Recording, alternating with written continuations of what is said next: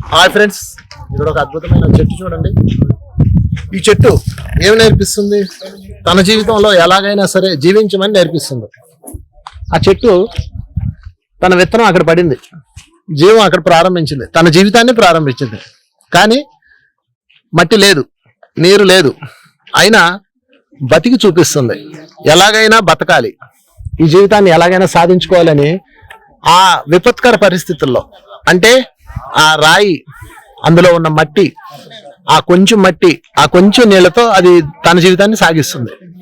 అంటే ఆ చెట్టును చూసి మనం నేర్చుకోవాల్సింది ఏంటంటే, మనం కూడా మనకున్న పరిస్థితులను పరిశీలించుకొని ఉన్నదానిలో తృప్తిగా ఉంటూ ఎదగాలి.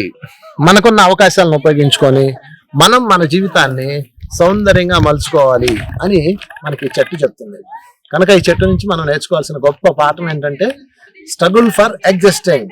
ఎలాగైనా ఈ లోకంలో బతకడానికి, ఆనందంగా ఉండడానికి మనకి ఎన్నో దారులు ఉంటాయి. ఆ దారుల్ని చూడాలి, వాటిని ఉపయోగించుకొని మన జీవితాన్ని ఉపయోగించుకోవాలి అని ఈ చెట్టు మనకి అద్భుతమైన పాఠం చెప్తుంది. దానికి ఒకసారి మనం చెప్పనివ్వడం.